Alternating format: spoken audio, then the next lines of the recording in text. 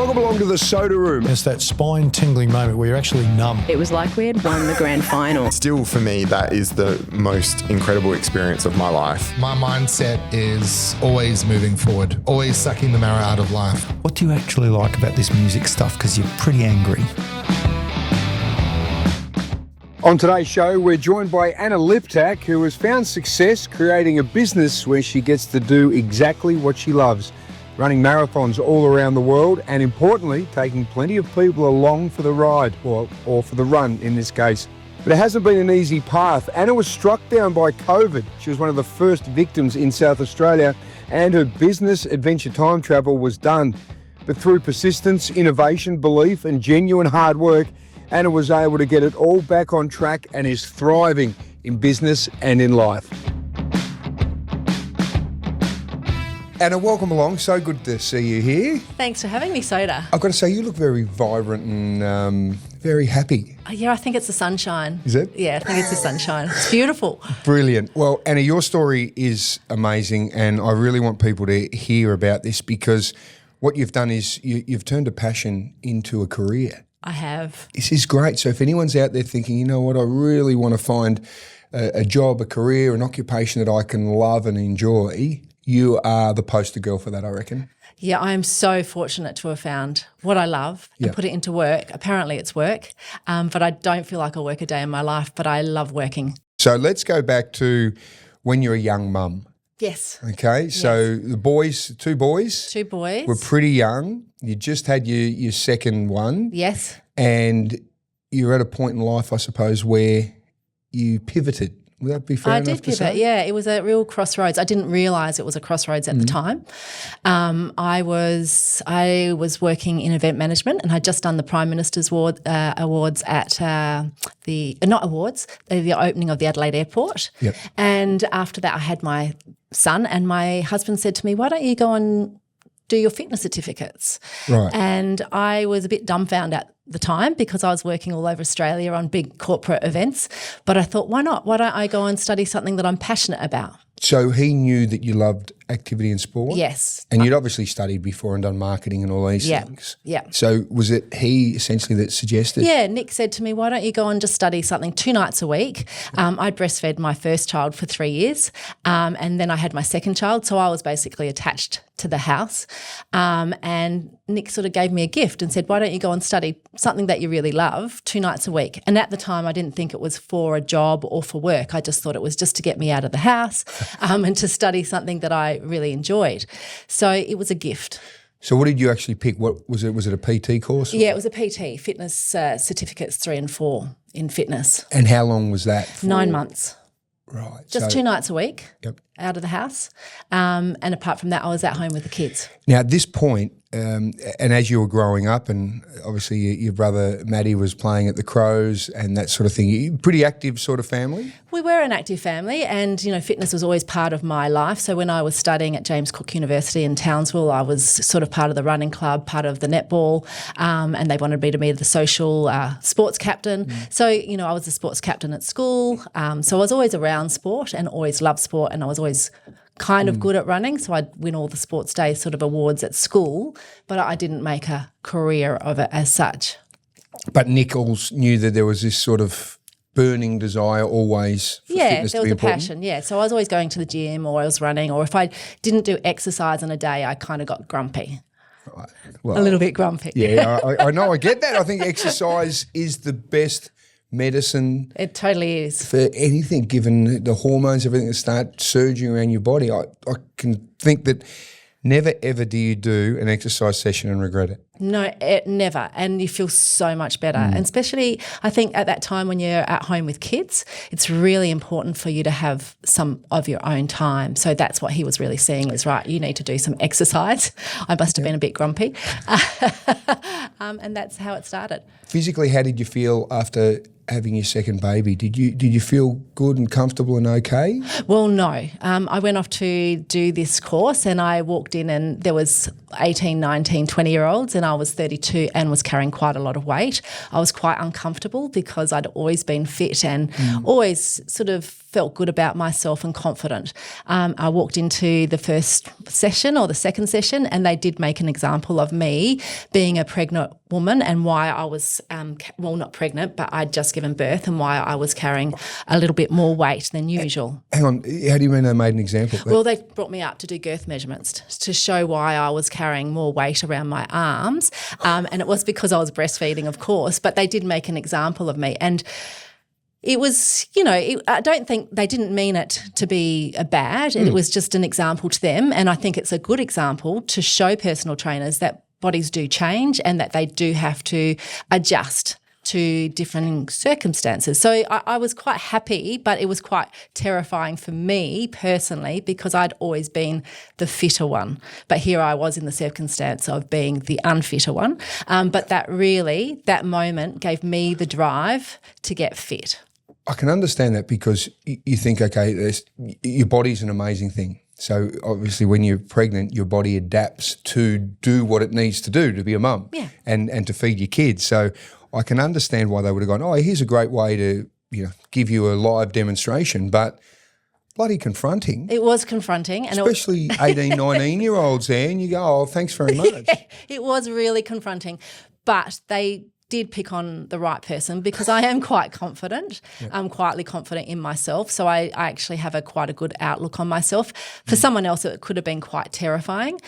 But for me, it actually ignited a fire for me because I was like, right, I've got 9 months. I'm going to get fitter than all of you in this room. I'm going to try and beat you in the because you do these fitness tests before and at the end. So that really gave me a purpose, and I think that's part of where I've always found myself is that when I do have a purpose, it gives me drive and setting a goal like that. So that's, I think, how the whole thing has started because at the end of that course, yes, I did beat them in the fitness tests, and I did hold the record there for a long time in the beep test, the males and females. And so from there, then they sort of talked about who was going to start up their own business and who would be the most successful. Right. And they did choose someone else. And that was great because that gave me a driving purpose. So that was like one of those American school yearbooks when they go, hey, this person's going to be most really most successful. And it wasn't me, and that was fine. But that gave me a driving purpose to think, right, well, I'm going to prove you wrong too, because I actually going through that course realised that I wanted to work with women, particularly at this stage, women who had, just like me, given birth and were probably at the stage where they were feeling inconfident because they hadn't exercised for a while. So I really wanted to engender that confidence to women. So it gave me that purpose and drive. And then I went out to try and find a name for my business, and I thought about, being time, it's time. So I tried for It's Time, but Optus had that. Was that before they had yes? Yes, just before they said yes. Yes. Right. So you essentially went, right, I'm going to start my own little business. Yeah. Business, yep. Well, not a business at the time. What I thought is I'd do a 6-week course for women in my area. So I called it Her Time, and I said, come and train with me for 6 weeks, kind of like a boot camp. Boot camps were kind of in the early 2000s. This was 2005.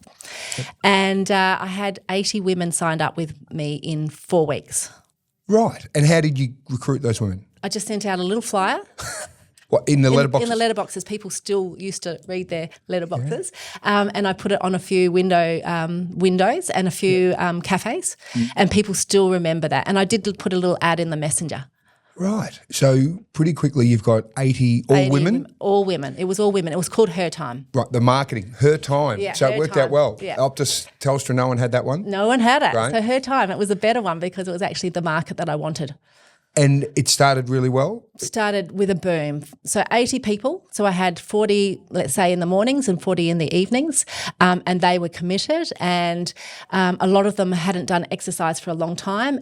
As a group, we engendered a lot of confidence, and it was very nurturing and very community-based driven. So a lot of that community from 20 years ago, must be 20 years ago now, 21 years ago, I still have as a community today. Very strong community. So the social interaction was as important and the connection was as important as doing the physical activity? Yes, it really was. And a lot of people came to me, first of all, which was a little bit disappointing, about their weight.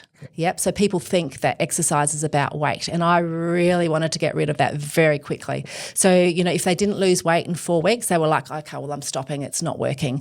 I may as well go back to no eating and I really wanted to empower them to realise the potential of their bodies and their strength, and to realise what they had inside themselves and how it made them feel. So rather than concentrating on the scales, my interest and passion was in running. So how did you get people to change their viewpoint to that, to be, I suppose, what my body can do as opposed to what it looks like? How did you do that? So we started entering events like the City Bay and different local events, and we just encourage people to walk, run, jog together, and people started realising that they could do things that they didn't think were possible. So many people didn't think they could run 2 kilometres, let alone 12 kilometres. So those local events really gave people a purpose and a goal, and at the end we'd all celebrate. So I had one person who I always bring back to, and that's Chantel Peacock, and she did her first City Bay, I think, in that year, one of the first years we started, and she did it in an hour and 38 minutes. She celebrated like she had won the Olympics, yeah? She's now one of the fastest amateur runners in South Australia. So, she went from there and just slowly grew, having these goals, but celebrating all of these milestones. So people were celebrating. We were celebrating each other for doing a push-up on their toes. People would come past and mock us. People would come past our group and sort of go, oh, you're trying to do push-ups. And we had people trying to do as many push-ups as we can. We had a lady who was 70, Pam, and she would outdo people doing push-ups. It was incredible what we were transforming. What did you notice in the people as time went on who were your clients? Confidence grew, relationships got better for them, people were going back to work, they were finding different parts of their life that they hadn't found before.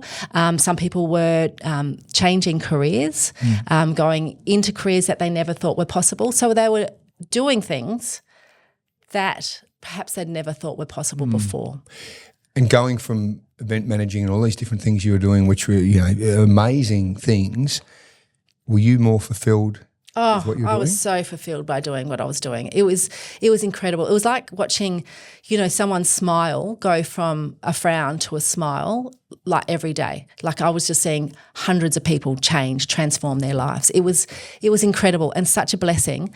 And eventually the partners of the women got jealous of their wives, of what they were doing. And so I was convinced by some of the men to start his time. Right. So they could really see the transformations in their partners. They could see the transformations. And we started doing events. So one of the first events we did was the Vanuatu Round Island Relay.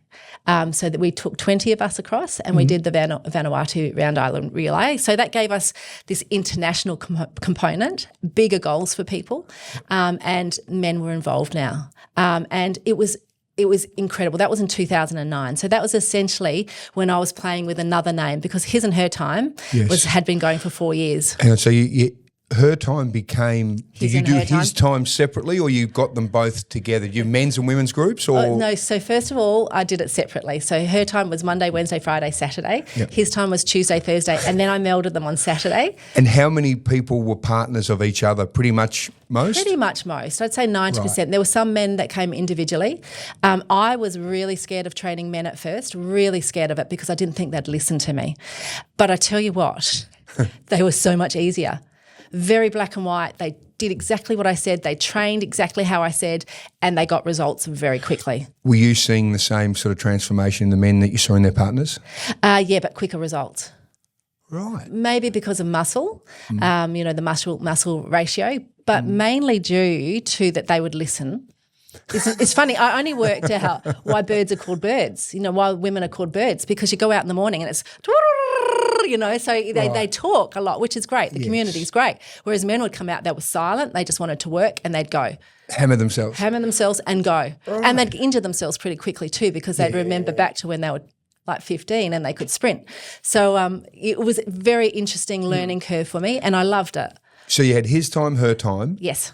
And did you We started brought them together? melding because sometimes a man couldn't come on a Tuesday and he was sick, so he'd come on a Wednesday. So then the women started accepting the men and seeing that the men were just as vulnerable as the women, and the men had the same issues as the women. So the women were quite accepting. So it was a real melding of it. It did take a little while to meld it.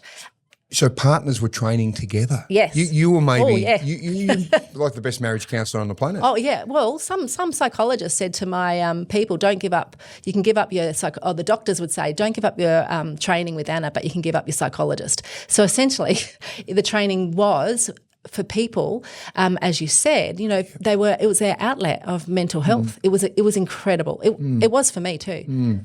Yeah, Brilliant. Millions of conversations. How many clients did you end up with at your sort of biggest with it? Well, I would say that I've trained thousands over those 20 years, all in that small community, and that's in the Hold Fast Bay Council in Adelaide.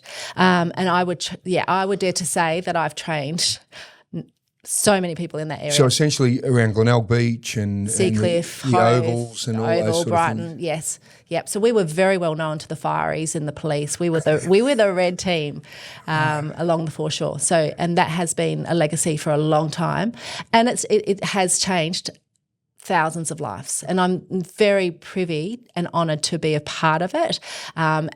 And it changed my life too. It certainly changed my life with my kids growing up. My life was centred around being healthy, around fitness, and that has been a blessing for my kids. They're now 20 and 22, and their life is around health and fitness. Well, you've role model that you only know what you know, don't you? Monkey see, monkey do, and I saw that again and again with the people I train, and I saw habits change. A lot of people would come out and say, like drinking, they'd drink 2 to 3 bottles a week, and then when they were training, it would go down to a bottle or maybe nothing.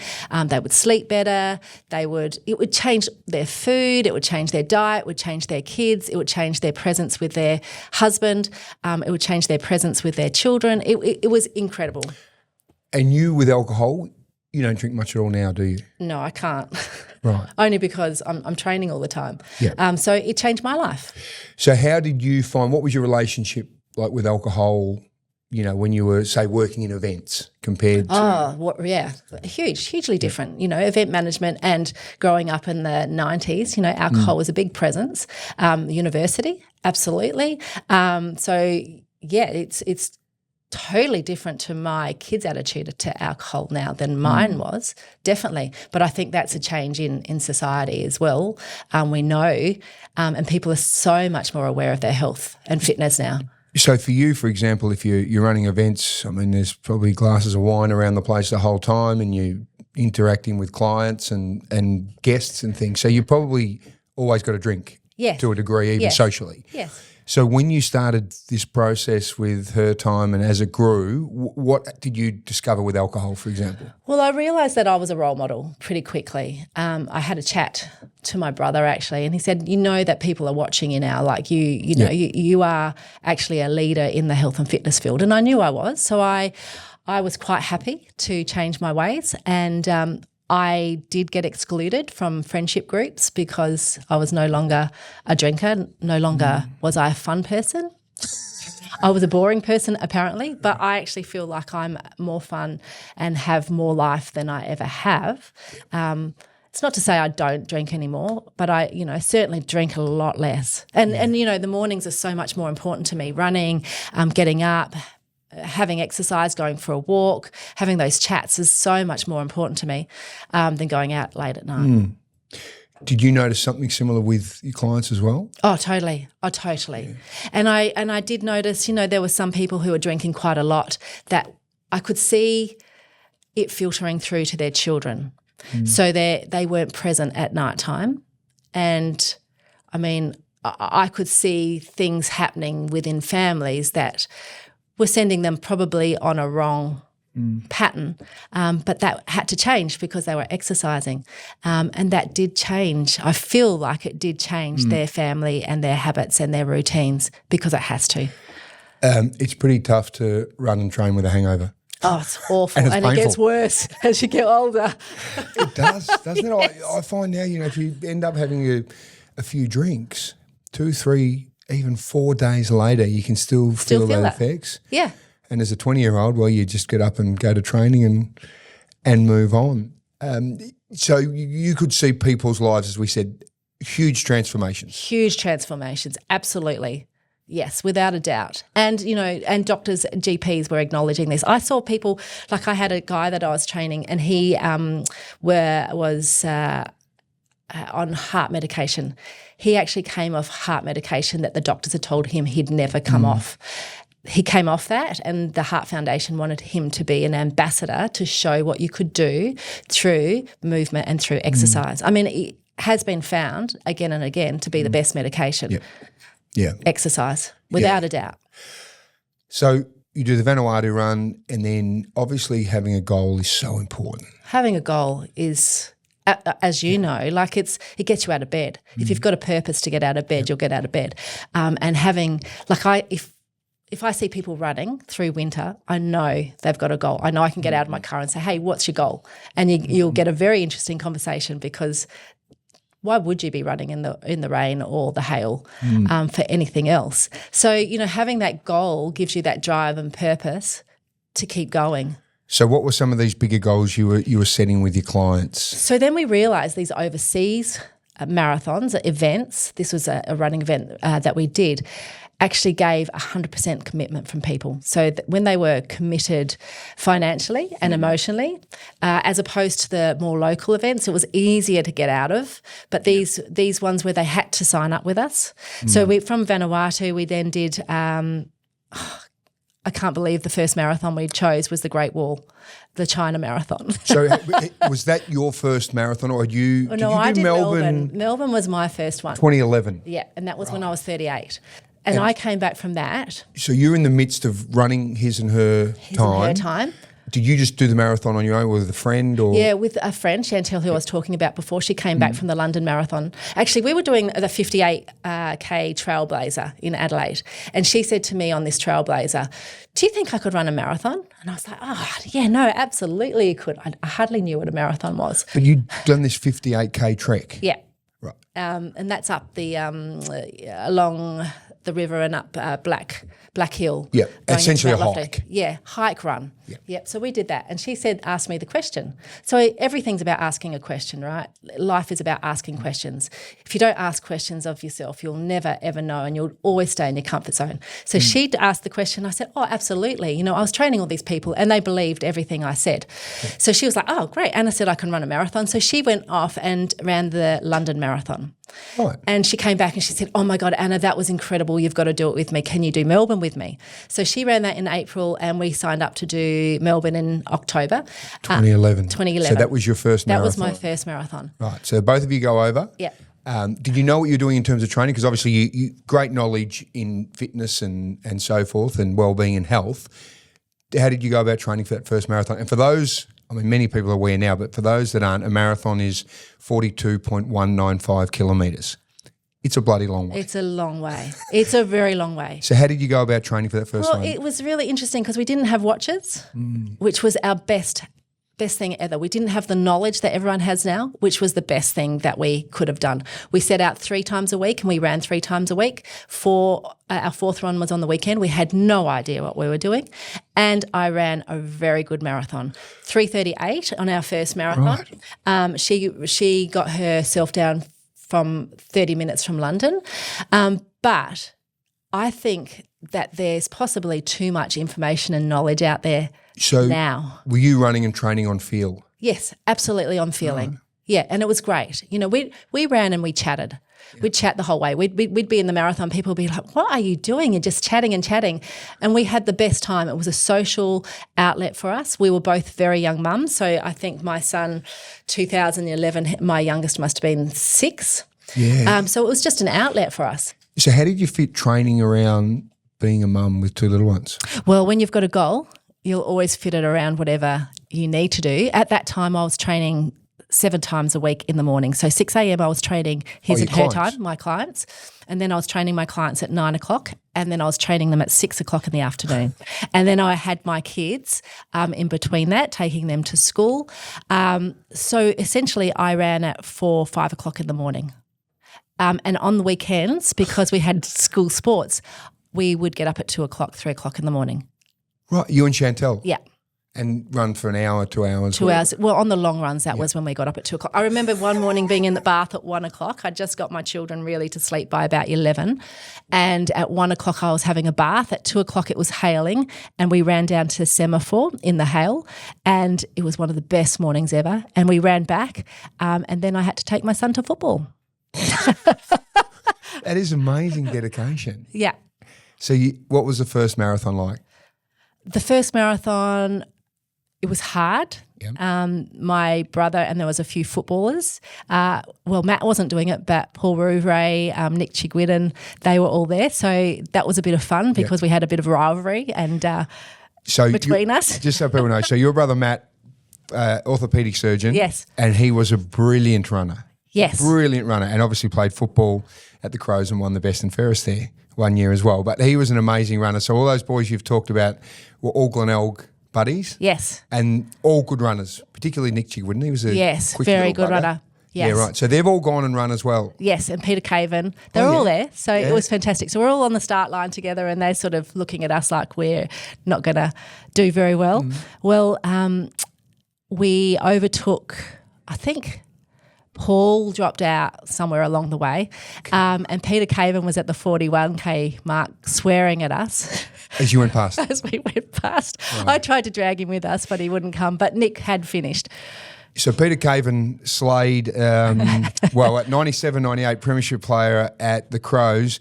He really destroyed Stewie Lowe and Wayne Carey in those two premierships. Oh, yes, that's right. But he couldn't get you and Chantel. And he was swearing at us as we went past. And I tried to hold his hand and he was like, just go. I can't say what he said to me, but it's a good memory for me. When you crossed the line, yeah. Tell us, what did you feel? I felt enormous pride for ourselves that we had done something that not many people knew about. I don't think there was many people in the marathon at that time. I think there might have been, maybe 300 people as opposed to how many, it's selling out now. And there wasn't anyone that knew about marathon. So it was kind of a really nice time for Chantel and I because there was no comparisons to people. There was no times that we needed to get apart from beat these boys. Yeah. But there was nothing. There was no pressure, and there was no photo. There was photos. There was just there was no social media. There was no social media Posting your no one looking at us on hashtag Strava. running life with you and your Lululemon. No one looking at us and saying, "Oh, you had a bad run at the 15K mark." There was just nothing. We just ran. So you do that one, exhilarating feeling. And I think, Rob De Castella, obviously for Australia, was such a great runner in the 80s and he won the world champs in Helsinki in 83. And I think Com Games the year before, there was a bit of a real burst in running because you would have been young, yes, probably just in primary school at that point, coming into high school. And there was a real burst on the scene with that, but it was still quite niche. It was quite niche. And I feel like because it was only until 1972 that women were allowed to run marathons. So it wasn't until then. So women were still relatively new. It wasn't until like Catherine Switzer around in 1967 that she sort of really promoted that women could run and our uteruses wouldn't fall out. So 1972, what I imagine International Athletic Federation, whatever, ACU, for women to run. Yeah. So prior to that, they wouldn't allow it because they would think you would We were too fragile and that the doctors had thought women's uteruses would fall out. And I have run 42 of them now and my uterus has never fallen out. Still there? Probably closer when I gave childbirth, but definitely not with the marathons. That is remarkable. Yeah. So you run your first one. Yes. And Chantel is one of your buddies, is one of your clients at his and her time. And she's hooked. Did this start some sort of revolution amongst your group? It did. As soon as we came back, everyone wanted to run a marathon. Right. So it was, and basically we lit a fire. And basically from there we decided to do, and I have no idea why we decided, to do the Great Wall of China Marathon, possibly the hardest marathon in the world. Right. And I set up our clients to run that marathon. Right. So we had a group of 30 of us, aged from about 30 actually 20s to about 70. And you all went over and ran that, and you pretty much organised it. Well, most of them your clients, or All of them were my clients actually at that time. So it was still sort of his and her time. So I had a bit of a shuffle there where I had to break Adventure Time Travel away from his and her time. Right. So in about 2015, I had to break them because people just thought I was just for his and her time. So I actually made Adventure Time Travel blue, his and her time red. So there was a colour difference for a little time. yes, right. So you're running these two businesses, and then you start taking people. Obviously, you tick off the Great Wall, Yes. and then you start.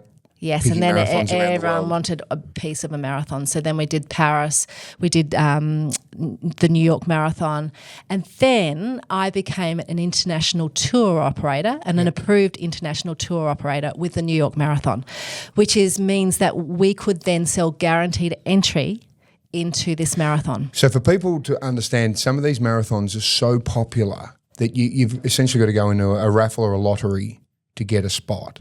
So Yes. the bigger ones, what, 50,000 or thereabouts run? Yes. So that's capped. Yeah. And they might get a couple of 1.8 million 1.8 million apply now for New York. for New York and London. Wow. 1.8 million. So you've got probably more chance to win the lottery than you do to get into these marathons. So the other way of getting into these marathons is through an approved travel operator, which is what we are. So we offer guaranteed entry for everyday people. So people like my mum, who ran with me in 2018, she ran Walk the Marathon in 7 hours and 15 minutes. It opened up this elite sport to everybody. Your mum was 73 at the time? See, she was 73. Yeah. And that was an amazing experience. So you essentially walked, how long did it take? Ran it, 7 hours and 15 minutes. Right. And it was the most incredible day. But so it just showed to me, because I've run it 3.5 hours and I've run it 7 hours and 15 minutes, that right through, probably the hardest part are the people at the back, because they're taking so much longer, that you have to fuel yourself for so much longer. What was it like doing that with mum? Oh, it was an incredible experience, and I feel so lucky that she did actually want to do that with me. It's very hard, like it's 42 kilometres, but she was a champion, and I was really pleased that we had Barry team up with us, because I think Mum and I would have fought a little bit more had he not been there. So Barry Wakeland, Barry Wakeland, he was 73 too. Right, and they both very similar. And they ended up being quite competitive to each other. So I didn't have to spur Mum along, because I think she would have possibly, made it a little bit harder. But because Barry, who appeared to have not trained a lot, he was quite a bigger man, but a country man. So, people from the country are tough. Yeah. And he was running, quite a lot, and he didn't want to stop. So Mum and him sort of had this tic-tac the whole way along, which people can see in the movie that we made, I'm Not a Runner, which is quite funny. Watching Mum and Barry do the marathon. So now you've taken hundreds and hundreds and hundreds of people around the world. Yes. To run these marathons. Yeah, so places like Chicago, Berlin, London, Cape Town's now one of them, Paris. So yes, people are running around the world, and people are now wanting to see the world, but they're wanting a purpose and a goal. Now you ran Boston in 2013 with Chantel. Yes. Which would have been quite bittersweet, because that was the year of the bombings, wasn't it? It was. Take us through what happened with that, and what was your experience with those bombings? Okay, so we qualified to get into Boston, and at the time I wasn't very financial, but Chantel said to me, let's just do it. We've got to do this one. So we put it out there, we did some fundraising, and unfortunately let the whole of Australia know that we were going to this marathon. So we were extremely excited to be, going to Boston, and it was incredible. Like, marathons in America are like nothing else. They celebrate you the moment you get off that plane. You get off the Australian Airlines onto American Airlines, and it's all about the marathon, which is fantastic. So we got there, very excited, picked up our bibs, had a pasta dinner. We talked to someone who told us he'd done 50 marathons, and I thought, oh no, you've just told Chantel that. And she was like, oh my God, we don't have to stop after this. We can do 50 marathons. Oh my goodness. And I was like, oh my goodness, oh my God. They've just fed her some information I didn't want her to have. Anyway, so we got to the start line. It was a big a bus trip out to the start line, and met some friends and had a plan. Chantel and I had a plan that we'd run a kilometre each. So we'd towel each other, a bit like cycling, you know, so that you'd just towel each other. So she did a K, I did a K. We wanted to get under 3.5 hours. So we got to the 32K mark, and that was after Heartbreak Hill. So going up Heartbreak Hill, she just said to me, Anna, you're too strong. Just go. You're going to get the under 3.5 hours. Just leave me. So I ran on ahead and got to the finishing line. And when I ran over the finishing line, what happens usually in local ones, they push you to keep going. But I said to the lady on the finishing line, do you mind if I stay here? My friend's just behind me. She'll be about 5 minutes, if that. No worries, love. You give me a hug. Congratulations. Right. She was really lovely. And she let me stay on that finishing line because had she not, I would have been waiting exactly where that bomb was, because that was our meeting spot, and that was going to be our meeting spot for our friends that we'd met on the bus as well, because he had my ring actually. So we were going to meet him there. Thankfully, she let me wait on the finishing line. I finished in 3 hours 32. Chantel was 3:37, and the bomb went off at 3:50. So what happened was, luckily it was cold, so we got pushed on to get our medals. We decided not to go back to the finishing line to meet the friends because we'd go back to our hotel first of all to get our jumpers and then come back to the finishing line. So we were basically got our medals, hurried back to the hotel. As soon as we got back to the hotel, we heard there's been an explosion. There I was thinking it was like a car tyre or something. I thought, that's just a car tyre. But because I hadn't travelled internationally much. But Chantel's like, no, there's something more going on. And all of a sudden, all you could hear was sirens everywhere. And then there was police everywhere. And there was police in our hotel, and they were scary-looking police, not just police in uniforms. They were police, dressed in their black security, masks. Like a SWAT staff. Yeah, SWAT staff. Just came in straight away, and we were not allowed down from our hotel room. We went straight up, and there was just sirens everywhere. And then we were told there was another bomb that was in the library, and we were just in front of the library. What an amazing experience, because you've had that elation of just finish a marathon, and then within 10 minutes the world's turned on its head. Yeah, and it's like nothing I'd ever experienced before, ever. Yeah. And then we went downstairs at night into the hotel, and it was so solemn. No one was really talking. No one knew what was going on. No one knew if there was another bomb about to go off. You've had some challenges. As everyone has. Remarkable stuff. Yeah.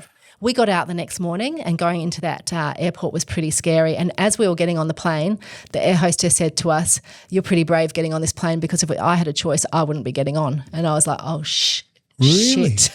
Yes. And thankfully we got to sit next to the writer of Seinfeld, who was extremely funny and put us to ease and invited us to a party at LA. So all of a sudden we got on this plane, and he was so amusing. Right. So we had this chance meeting with one of the writers of Seinfeld, and then we got onto an Australian Airlines, and I remember being treated pretty badly. You're up the back and blah blah blah. Whereas we'd been treated really nicely around America, and that's when I got quite emotional about what we'd just been through. What is it about running a marathon? If you could tell people, especially some people could be listening now and go, bloody hell, how am I going to run 42 kilometres? What am I going to get out of it? Is it worth the thing? What is it for you about completing a marathon? It's the commitment. It's doing something that you think that you really can't do and committing to it, giving that purpose to get out of bed. It changes so many different aspects of your life that it's so addictive that when you finish that you want to do it again. You actually realise that you can do hard things, like really hard things. And a lot of people say to me, the first thing they say to me is, I'm not a runner. And that's exactly why we made the movie, because there's so much out there about elite athletes. And I love elite athletes. They inspire me a lot, but they are so far apart from me that it's really hard for me to understand or even get inspired, because I definitely can't run a marathon like Jessica Trengrove. Yeah. But I can run on the same track as her, and I can walk it. So that's the beautiful thing about running. So your doco, I'm Not a Runner, essentially followed 4 or 5 people doing New York and how they did it. And like you're saying, they weren't runners. No, they were, Well, they are runners. They are runners. That's the confusion. So do you think pretty much anyone can achieve this goal? Oh, absolutely. Anyone can. Anyone can, if you want to. So it has to be like anything in life. If you want to achieve something, all you have to do is commit to it, and then you can do it. And I think that's the beautiful thing about this movie and marathons. It shows to you that if you commit 100%, And that's why these international marathons are really life-changing for people, because once you're financially committed and emotionally committed, you just do it and you find your way over obstacles. But because there's, as you know, a lot of obstacles you've got to get over emotionally, physically, before you get to a marathon. But you'll find ways to get through those. Just on a side to that, when COVID came in 2020, you were one of the first people in South Australia to get COVID, weren't you? I was. The sixth person, I think I was the second, but they awarded me the third. Oh, right. Right. So, and you copped COVID. I copped it. Yes, I did. Full on, didn't you? I did. It was a very scary time because I was the first, second, or third person to get it, so no one knew how to handle it. So from the moment I got picked up by the ambulance and taken in the back doors of Flinders Hospital, and then they evacuated the whole ICU apartment, the infectious disease floor while I got into the floor. It was very surreal. It was very much like, oh my goodness, we have just gone into a different time and space here. And this was at the height of it when none of us knew what was going on. None of us knew what was going on. And then I was put into a room that no one could come into, and I was in this glass room, and I had double pneumonia as well. So one of the first things that they said to me after they had done the MRI is, you were actually on the more serious end of COVID. Right. So at that time, that was when we were seeing the images of China where people were getting locked into their houses. So it was actually really scary. And they'd turned Central Park in New York into a morgue. Essentially. And I was supposed to be in New York that week because that was when the half marathon was on. But because we only had less than 8 people, I didn't go, and I would have got on that plane on the Wednesday, and I got really sick on the Friday. Right. And how much did it take out of you? Like, how, for those people that didn't get COVID really badly, what was it like? It was scary, and I think because I had that double pneumonia as well, I actually got POTS as well. So I was confined to bed for not confined, but it was. What was that, POTS? Basically it's where you've got the long-term COVID. Right. Yeah. So I had long-term COVID, which meant for me, I was finding it very difficult to even go down to the shop. I would get puffed just doing small mundane tasks. So for me, having a purpose just to make my bed in the mornings, or do 10 squats or do push-ups, because even when I was in the hospital not feeling so good, I was still doing push-ups on the wall and squats, and doctors were watching me going, well, this is a bit bizarre. It must have been confronting for someone whose life is fitness, health. It was very confronting. And even going back to be a trainer after that, I was really I felt quite vulnerable because I felt like I'd lost all my fitness and I wasn't quite what I thought I was anymore. Yeah. So that was quite a hard comeback. Did you fear for your life at that point? Because I never did. No? I feared for my mum's life because she'd had problems with her lungs before, and she was looking after me when I was sick, but we didn't know I had COVID. So I did fear for my mum because she was older and more vulnerable. Yep. But I didn't feel like I was going to die. But you were feeling horrendous. I was feeling horrendous, but I knew I wasn't going to die. And I felt... What? I mean, obviously everyone was scared and running around going, this thing's going to change the world, and it actually did for a while. Yes. Why was it an inner belief? It was an inner belief, but I also believe that I have lived such a good life, Soda, that if something happened, that I was complete anyway. So I was in for the experience. Like you talk about, these experiences. I was in for the experience of how it was going to make me feel, and I was more inquisitive about the process and what it was doing to you. Yeah, right. So I wasn't scared. I guess I was inquisitive about what was happening. So essentially, you saw yourself as a guinea pig, I suppose, in a way, did you? I was a guinea pig. Wow. And how long did it take to overcome all of that? Probably mentally a good year and a half for me. And mentally, physically probably the same. Yet to get back to my fitness. So I didn't know at the time if I'd ever run a marathon again, and I was really quite taken back at that time about whether I would come back. And I did come back, and I've run quite a few marathons since. Right. So Life throws these things at you, doesn't it? I could also imagine though, because you're in such good physical condition before you got it, it must have put you in good stead. Oh, definitely. Because I've got scarring on my lungs from it, which means my lungs have been scarred. Whether it was from COVID, they don't know. And my heart has been scarred because I don't have the knowledge from prior to that. Yep.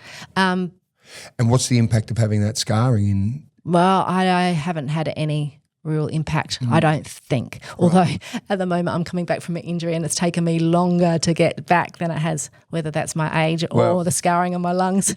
I think it's the scarring on my lungs. I never suggest it was your age. That would be foolish of me to even go down that path. So this is a situation where you've been able to bounce back from something absolutely horrific and you're now back feeling fantastic. And I imagine exercise coming back into it helped you recover as well. Absolutely. And at the time, the business Adventure Time Travel went under. So there was no more Adventure Time Travel because, of course, there was no travel overseas. So I was essentially in hospital cancelling everything. We had people going to the New York Marathon that year. We had 150 people. So that was also a big kick in the guts because my business was essentially shut. So I remember getting a cot. We actually put it to bed and said good night, Adventure Time Travel. So it was a pretty sad time at that time because we'd just grown the business really well. So it wasn't back until 2022 that we got to go back to New York. Well, we didn't know what was going to happen to the world, did we? We didn't know about whether you could travel. And then people obviously started travelling within Australia because they couldn't travel internationally. So essentially you thought the business was done. I thought it was done. And I couldn't train people outdoors anymore for a while. So that was online. So my businesses were done. Right. Yeah. How did you rebuild it all? Travel came back. 2022, we were offered guaranteed entries back into the New York Marathon and people took the risk. There was 100 people that took the risk to go back travelling overseas that year. And then we also did Berlin that year. And since then, Chicago, Cape Town, we're now excited to be having Cape Town. London, we've got 130 people going this year. So it just came back and travel has come back, as has running in a big way. Have you noticed in the past couple of years, because there seems to be so much more talk about people exercising, doing marathons, and it's becoming so mainstream that I think everyone now is starting to realise, you know what, it's something that I can achieve. And are you finding now that there's like this wave? It's a massive wave, isn't it? When you run out running now on the Esplanade, I used to feel like where there was, a handful of us. Now there is kids, maybe it's once again getting older, but there's kids out there running. I'm running along with my son and his friends and they're all talking about marathons. I certainly wasn't talking about marathons at 21. These 21-year-olds, my son's run London and Berlin with me and, I'm proud as punch, but so are his friends. They're all talking about it. So I feel like it's a different generation and I feel like since COVID, it is a very accessible, easy sport and anyone can do it. You can jog, you can run, you can sprint. It doesn't matter if you're faster, slower. It's accessible for everybody. What's left for you to do in terms, because you've done what, 42 marathons? Yes. What do you still want to do that you haven't done? Is there anything in particular? You've done just about everything. Well, the Antarctica Marathon sort of sitting there as a little bit of a beacon for me. Right. I hate the cold. I hate the cold, so I'm not sure why I want to do it, but I feel like that was one of my mum's dreams to go to the Antarctica. So I feel like running a marathon, doing that would be amazing. Because your mum's no longer with us now. No. I would imagine that run that you did in the 7 hours and 15 minutes where there's a really cherished memory, but I suppose you'd be running for her if you go to Antarctica. Yeah, I guess it would take about the same time. She'd be with me then, wouldn't she? So I think that's one. A few ultras maybe, but essentially I feel really complete. I feel like I have done what I need to do. I feel like I've done my PBs. I feel like I've achieved that.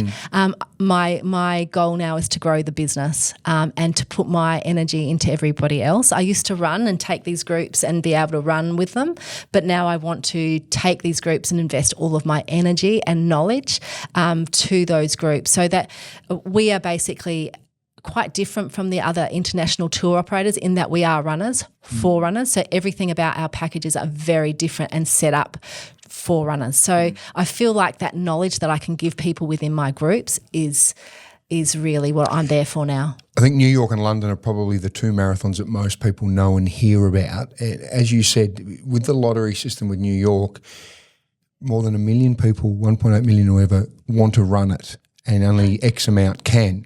But there are other marathons around the world that if you've perhaps done New York or you can't get there at the moment, there are some other great ones, aren't there? What are some of the others that you really love? So there is now a thing called the Abbott Majors. So what they've done is they've put the 7-8 major marathons in, and you get this super medal. It's all about the medal, these marathons.